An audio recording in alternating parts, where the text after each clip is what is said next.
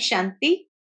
आज 24 मई 2021 के मधुर महावाक्य है और आज की मुरली में बाबा श्रीमत और रावण की मत का अंतर बताते हैं।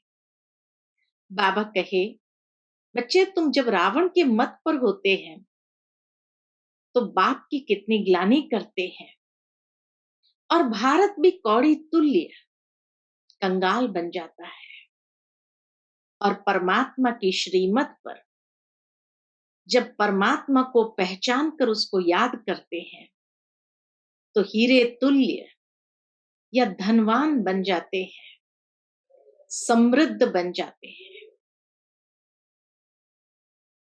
साथ ही साथ बाबा कहे, रावण की प्रारब्ध मनुष्य को दुर्गति की ओर ले जाते हैं और परमात्मा की श्रीमत की प्रारब्ध हमारी गति श्रेष्ठ सदगति की ओर ले जाते हैं। तो इसीलिए बाबा कहे, रावण की मत पर मनुष्य की बुद्धि कैसी बन जाती है और श्रीमत के आधार पर हमारी बुद्धि कितनी दिव्य हो जाती है। तो ये कॉन्ट्रास्ट आज बाबा ने मुरली में स्पष्ट किया है। साथ ही साथ इस मुरली के अंत में मातेश्वरी जी के महावाक्य भी इसी बात को स्पष्ट करती है कि भारत की चढ़ती कला और गिरती कला का आधार क्या है। और बाबा कहे, ये बात बहुत स्पष्ट सीढ़ी के चित्र में दर्शाई हुई है जो तुम्हें सर्व को समझाना है। तो सुनते हैं बाबा के मधुर महावाक्य। ओम शांति। मीठे बच्चे, तुमने रावण की मत पर बाप की ग्लानि की तो भारत कौड़ी तुल्य बना। अब उसे पहचान कर याद करो तो धनवान बन जाएंगे। प्रश्न है, सीढ़ी के चित्र में कौन सा वंडरफुल राज समाया हुआ है?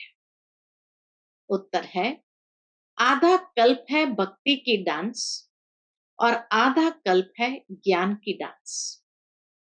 जब भक्ति की डांस होती है तो ज्ञान की नहीं, और जब ज्ञान की होती है तो भक्ति की नहीं। आधा कल्प रावण की प्रारब्ध चलती और आधा कल्प तुम बच्चे प्रारब्ध भोगते हो। यह गुह्य राज सीढ़ी के चित्र में समाया हुआ है। आज की मुरली का गीत है ओम नमः शिवाय। ओम शांति। बाप बैठ समझाते हैं, भक्ति मार्ग में बहुत ही भक्ति की डांस की, ज्ञान की डांस नहीं की। भक्ति में कभी भी ज्ञान की डांस नहीं होती। भक्ति की डांस जब होती है तो ज्ञान की नहीं, जब ज्ञान की होती है तो भक्ति की नहीं, क्योंकि भक्ति की डांस उतरती कला में ले जाती है। सतयुग त्रेता में भक्ति होती नहीं, भक्ति शुरू होती है द्वापर से। जब भक्ति शुरू होती है तो ज्ञान की प्रारब्ध पूरी हो जाती है, फिर उतरती कला होती है। कैसे उतरते हैं? सो बाप बैठ समझाते हैं। क्या बताते हैं? मैं कल्प कल्प आकर बच्चों को कहता हूं, तुम बच्चों ने हमारी बहुत ही ग्लानि कर दी है। बाबा का उलाना है कि तुम बच्चों ने बहुत ही ग्लानि कर दी है परमात्मा बाप की। जब जब भारत में इस आदि सनातन देवी देवता धर्म की बहुत ग्लानि होती है तब मैं आता हूं। ग्लानि किसको कहा जाता है वह भी समझाते हैं। बाप कहते हैं, मैं विकारी नरकवासी भारत को आकर कल्प कल्प स्वर्गवासी बनाता हूं। तुम मेरी ग्लानि आसुरी मत पर करने के कारण कितने कंगाल बन गए हो। तो परमात्मा की मत से कितना भारत का उत्थान होता है, और आसुरी मत कहो रावण की मत से कितना भारत कंगाल हो गया। राम राज्य था, अभी है रावण राज्य, जिसको हार और जीत दिन और रात कहा जाता है। अब विचार करो, मैं कब आऊं? जिन्हों को राज्य दिया वही राज्य गंवा बैठे हैं। हिसाब किताब तो सारा समझाया ही है। मैं आकर वर्षा देता हूं, फिर रावण आकर तुमको श्रापित करते हैं। बाप आकर वर्षा देते और रावण आकर तुम्हें श्रापित करते हैं। भारत को खास, दुनिया को आम। भारत की महिमा का भी किसको पता नहीं है। पहले पहले भारत ही था, कब था, कैसे था, कौन राज्य करते थे, किसको भी कुछ पता नहीं है। कुछ भी समझते नहीं है। जो देवता थे, शक्ल मनुष्य की, सीरत देवताओं की थी। अब सूरत भल मनुष्य की है, सीरत आसुरी है। जिसको समझाते हैं वह समझते नहीं है, क्योंकि पारलौकिक बाप को ही नहीं जानते, और ही बैठ गाली देते हैं। बाप की ग्लानि करते करते बिल्कुल ही कौड़ी तुल्य बन गए हैं।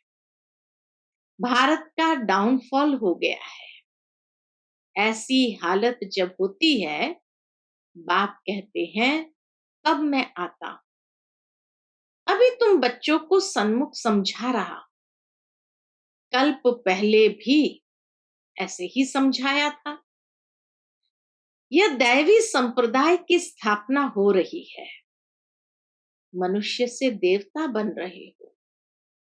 मनुष्य को यह पता ही नहीं है कि बाप कब आते हैं।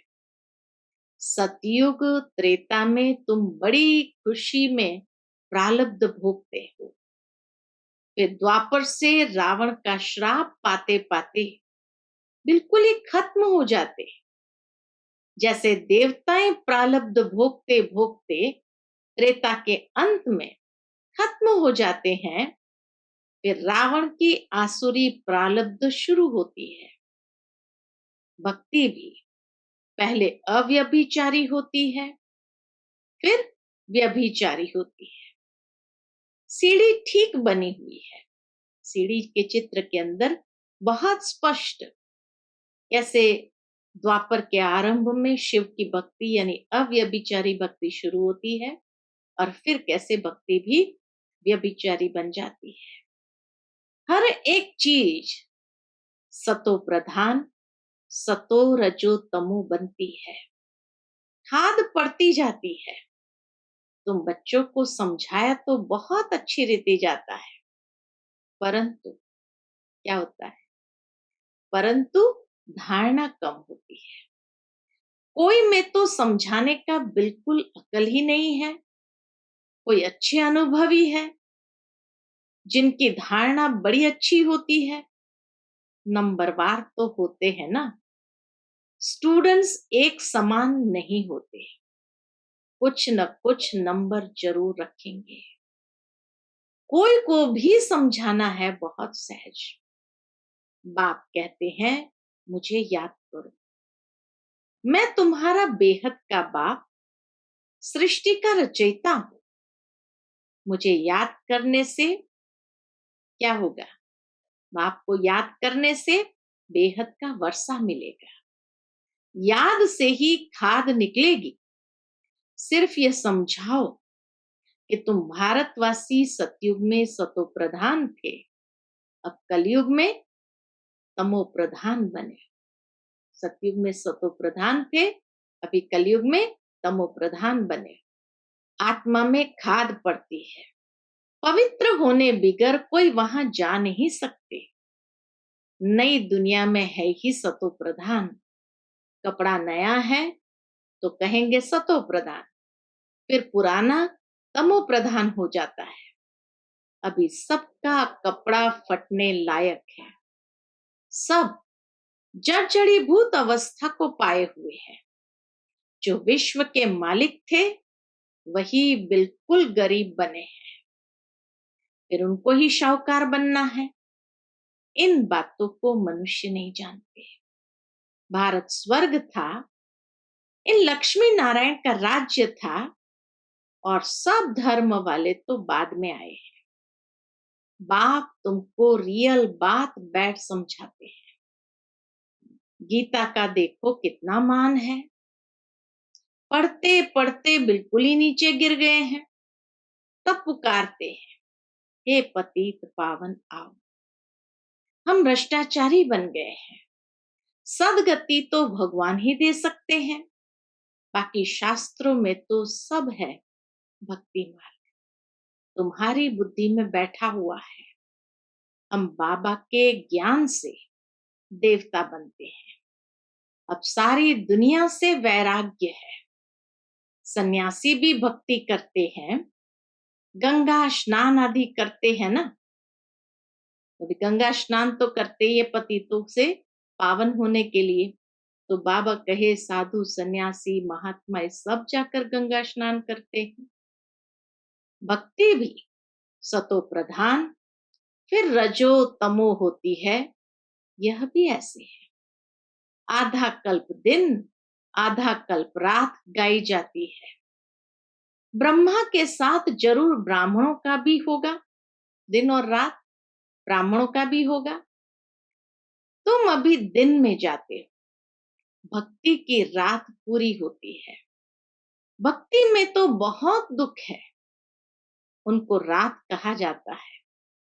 अंधेरे में धक्के खाते रहते हैं, इसलिए भगवान से मिलने के लिए चाहना यही है, भगवान से मिले। भक्ति मार्ग में सदगति देने वाला कोई होता नहीं। तुम्हारे सिवाय कोई भी यथार्थ रीति भगवान को नहीं जानते हैं। आत्मा भी बिंदी, परमात्मा भी बिंदी है, यह बात कोई भी समझ न सके। परमात्मा ही स्वयं आकर ब्रह्मा तन से समझाते हैं।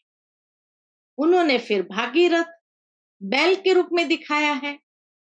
अब बैल की तो बात ही नहीं है, बाप सब बातें अच्छी रीति समझाते हैं। पतित पावन की बात भी बताई, तो परमात्मा कैसे आते हैं, बैल का भी रहस्य बताया।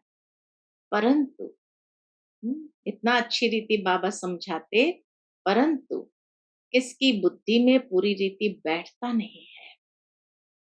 बाप बैठ समझाते हैं, बच्चे मैं तुम आत्माओं का बाप हूं, तुम मुझे याद करो और वर्षे को याद करो, तो तुम्हारे विकर्म विनाश होंगे। फिर भी कहते हैं, भूल जाते हैं। वाह, क्या कहते बाबा, वाह, ऐसे साजन वह बाप को भूलना चाहिए। स्त्री पति को अथवा बच्चे कभी बाप को भूलते हैं क्या? यहां तुम क्यों भूलते हो? कहते भी हो बाबा आप हमको स्वर्ग का मालिक बना रहे हैं। क्या कहते हैं बाबा को कि बाबा आप हमको स्वर्ग का मालिक बना रहे हो, फिर भी भूल जाता हूं। बाप कहते हैं याद नहीं करेंगे तो अंदर जो कट चढ़ी हुई है वो कैसे निकलेगी? मुख्य बात है ही याद की। अपना कोई दूसरे धर्म से ताल्लुक नहीं है। स्कूल में तो हिस्ट्री ज्योग्राफी समझाते हैं, कोई तो बिल्कुल समझते नहीं। स्कूल में भी किसी किसी को कोई विषय बहुत प्रिय होते हैं तो बड़े खुशी से इंटरेस्ट से सुनते हैं और समझते भी है, और किसी को पढ़ाई में तो इंटरेस्ट ही नहीं होता है तो वो बिल्कुल ही नहीं समझते हैं। बाप पढ़ाते हैं, ये बुद्धि में बैठता नहीं है। अच्छा, बाप और वर्षा तो याद करो, कि यह भी भूल जाते हो जिसके लिए आधा कल्प से भक्ति करते आए उस बाप को याद नहीं करते।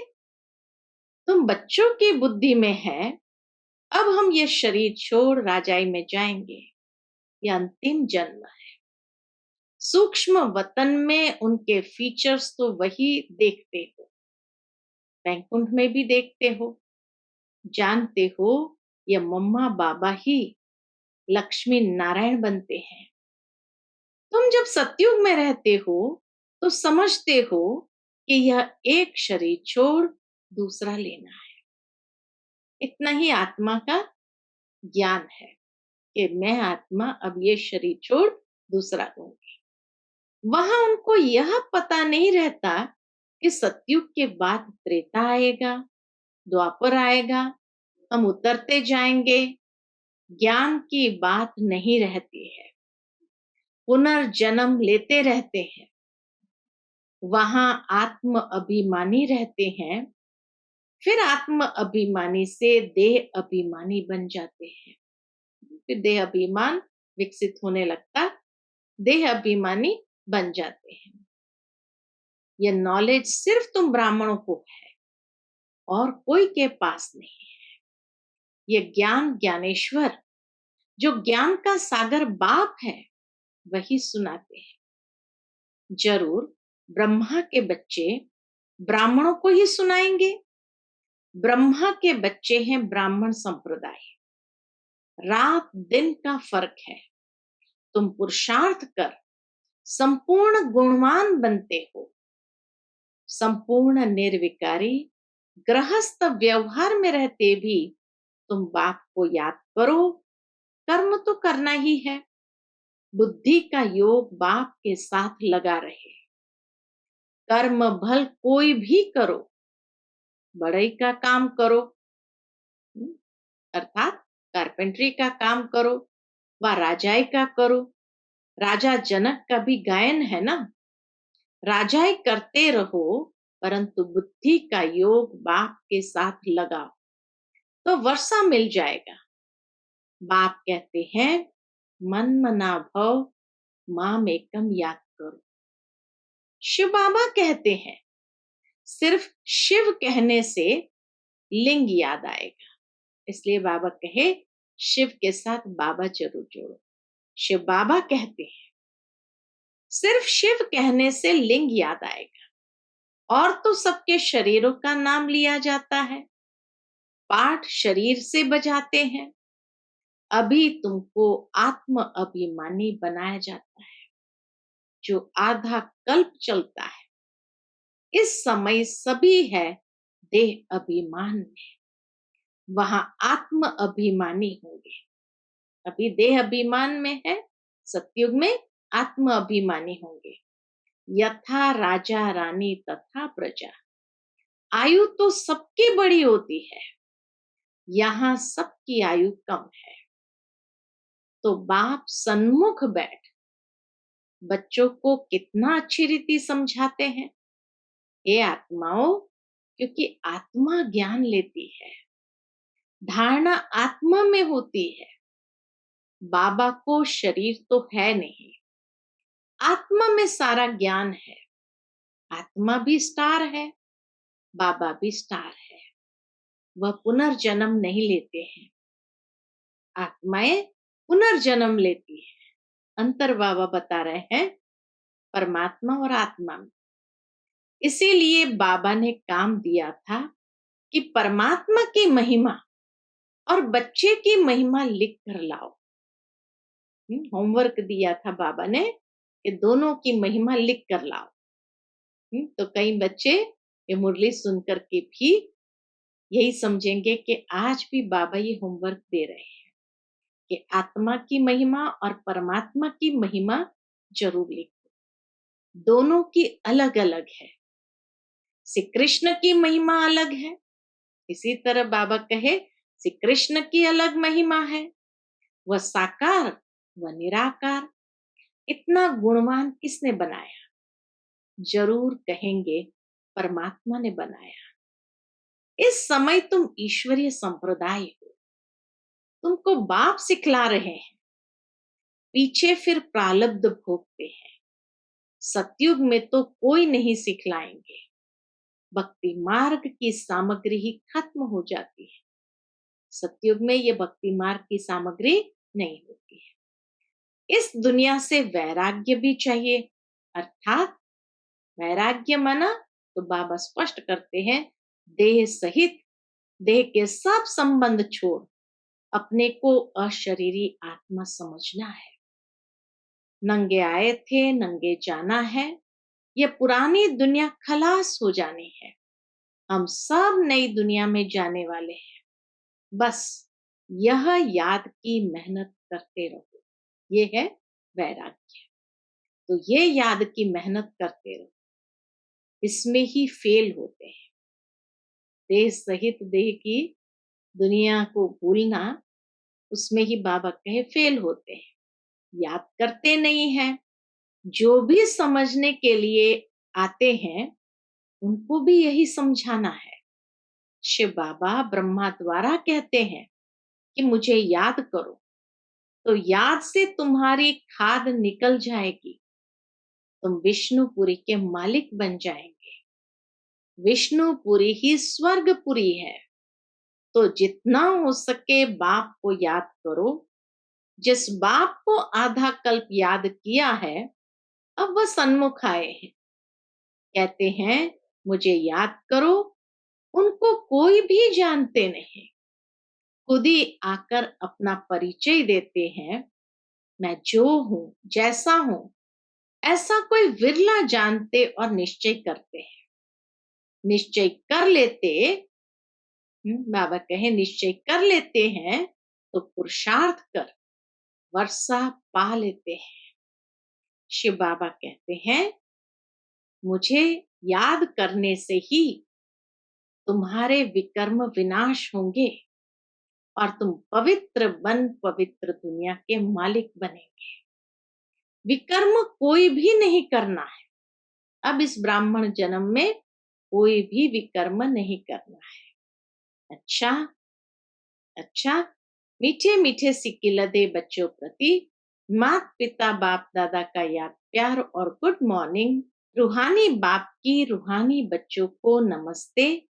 हम सब रूहानी बच्चों के रूहानी माता पिता बाप दादा को याद प्यार गुड मॉर्निंग और नमस्ते नमस्ते। शुक्रिया बाबा, शुक्रिया। आज की मुरली से धारणा के लिए मुख्य सार है। पहली पॉइंट, पुरुषार्थ कर संपूर्ण गुणवान बनना है। कर्म कोई भी हो, लेकिन बाप की याद में रहकर करना है। कोई भी विकर्म नहीं करना है। दूसरी पॉइंट, ये पुराना कपड़ा शरीर जड़ी भूत है, इससे ममत्व निकाल देना है। आत्मा को सतो प्रधान बनाने का पूरा पूरा पुरुषार्थ करना है। आज का बाबा का मधुर वरदान है, करना और कहना, इन दो को समान बनाकर क्वालिटी की सेवा करने वाले सच्चे सेवाधारी भव। करना और कहना, इन दो को समान बनाकर क्वालिटी की सेवा करने वाले सच्चे सेवाधारी भव। सदा अटेंशन रहे कि पहले करना है फिर कहना है। कहना सहज होता है, करने में मेहनत है। मेहनत का फल अच्छा होता है, लेकिन यदि दूसरों को कहते हो, स्वयं करते नहीं, तो सर्विस के साथ साथ डिससर्विस भी प्रत्यक्ष होती है। जैसे अमृत के बीच विष की एक बूंद भी पड़ने से सारा अमृत विष बन जाता है, ऐसे कितनी भी सर्विस करो, लेकिन एक छोटी सी गलती सर्विस को समाप्त कर देती है। इसलिए पहले अपने ऊपर अटेंशन दो, तब कहेंगे सच्चे सेवाधारी। आज का स्लोगन है, अनेकता में एकता लाना, बिगड़ी को बनाना, यह सबसे बड़ी विशेषता है। अनेकता में एकता लाना, बिगड़ी को बनाना, ये सबसे बड़ी विशेषता है। फिर मातेश्वरी जी के अनमोल महावाक्य, चढ़ती कला और गिरती कला की मुख्य जड़ क्या है। जो बाबा ने मुरली चलाई उसी के ऊपर मम्मा का स्पष्टीकरण है। बहुत मनुष्य ये प्रश्न पूछते हैं कि जब इतना पुरुषार्थ कर जीवन मुक्ति पद को पाते हैं तो फिर वहां क्या कारण बनता जो हम नीचे गिरते हैं। बल हम कहते हैं कि हार और जीत का खेल है, इसमें चढ़ती कला और उतरती कला होने का भी कोई कारण जरूर है, जिस कारण के आधार पर ये खेल चलता है। ये सारा खेल है ही चढ़ती कला और उतरती कला। जैसे पुरुषार्थ से हम चढ़ रहे हैं वैसे गिरने का भी कारण जरूर है।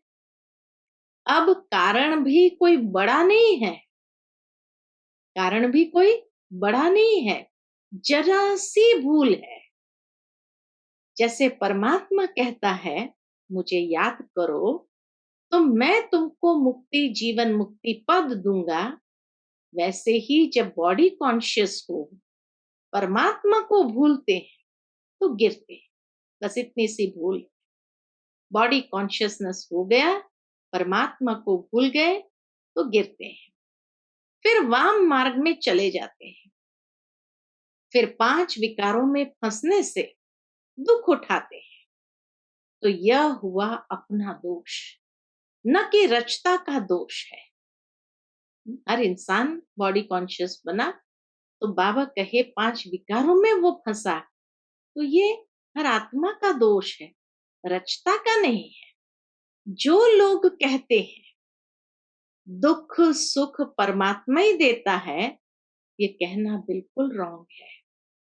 बाबा सुख रचता है, न कि दुख रचता। बाकी हम श्रेष्ठ कर्म से सुख उठाते हैं और भ्रष्ट कर्म से दुख भोगते हैं। बाकी अच्छे कर्म का फल और बुरे कर्मों का दंड परमात्मा द्वारा अवश्य मिलता है। अंत में धर्मराजपुरी में परमात्मा जब धर्मराज रूप हो जाते हैं तो दंड भी जरूर मिलेगा बुरे कर्मों का, परंतु ऐसे नहीं कहेंगे कि सुख दुख दोनों परमात्मा देता है। नहीं, परमात्मा तो चढ़ती कला में हमारे साथ है, बाकी गिराने वाली माया है। कॉमन रीति में भी कोई साथ अथवा मदद लेते हैं सुख के लिए, बाकी दुख उठाने